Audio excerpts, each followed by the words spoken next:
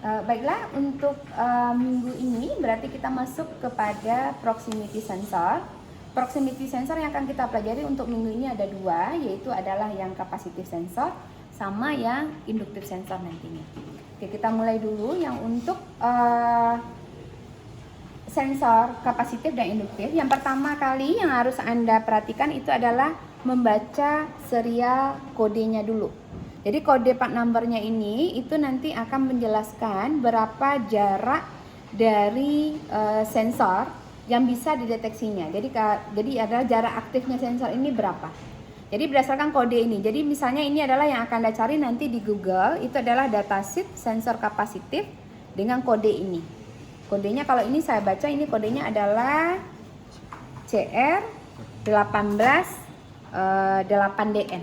Jadi nanti akan dilihat nanti kode part number. Jadi yang penting di sini itu adalah hanya distance-nya berapa. Kemudian dia terbuat dari apa, jenis sensornya apa. Jadi itu dipastikan. Itu yang pertama. Kemudian yang kedua, baru Anda merangkai rangkaian yang ada yang sudah ada di job sheet. Dan yang ada di job sheet ini dia. Di rangkaiannya, untuk rangkaiannya nanti Anda tinggal memasangkan di kabelnya. Kalau seandainya sudah ada garisnya seperti ini, berarti dia menandakan dia sudah tersambung. Jadi kalau kita lihat di sini kan ada main circuitnya, kemudian di sini ada volt 24 DC-nya, berarti ini sudah tersambung. Jadi Anda tinggal mencari kabel yang untuk terhubungkan ke 24 volt DC. Nah, kemudian ini ada output. Ini sebetulnya di sini adalah bagian dari relay.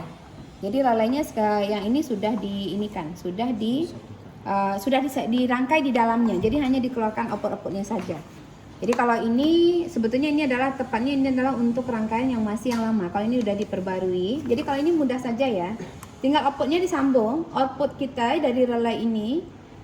Jadi ini relay di bawahnya. Kalau kita lihat ini ada relay. Jadi output dari relay ini disambungkan ke beban. Beban kita di sini ada dua. Ada motor, ada lampu. Jadi kalau untuk ini sambungan ke motor yang positif-positif.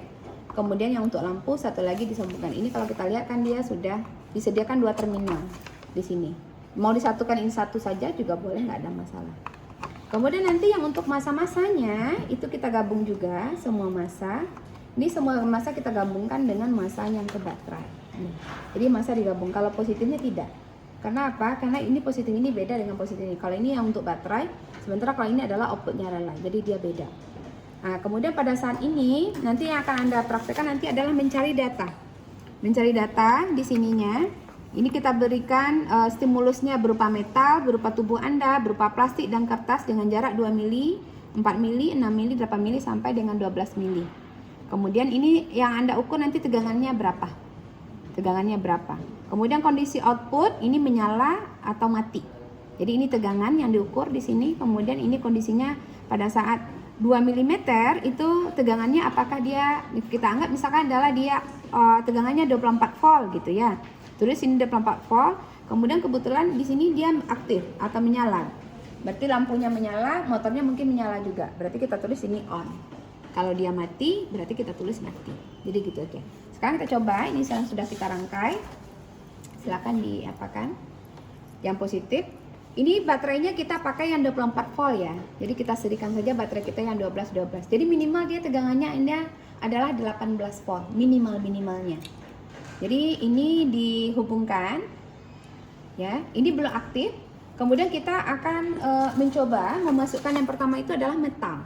Metal berarti bahan yang berbahan logam. Jadi logamnya jaraknya misalnya 2 mili. Jadi Anda harus menggunakan dia dari ujung ini roll, penggaris roll. Jadi ukurlah jaraknya yang 2 mili. Jadi nanti kalau misalnya 0 sampai 2 mili, misalnya kayak gini ya. Jadi ini berarti kan nanti tinggal diukur tegangannya. Tegangan mana yang mau kita ukur? Tegangan yang di beban saja. Jadi yang di beban ini Anda ukur tegangannya. Tegangan beban ini berapa? Kemudian ini kondisinya kan adalah on. Ini berarti ada yang putus, jadi nggak usah kita abaikan saja. Yang penting salah satu bebannya sudah aktif. Ini ada kabelnya kalau nggak salah kemarin beberapa motor yang putus. Nah ini. Kemudian kalau misalnya kita perjauh dia, ini jarak berapa dia bisa aktif? Jadi itu nanti yang akan ambil datanya. Kemudian kalau yang berikutnya kan adalah tubuh ya.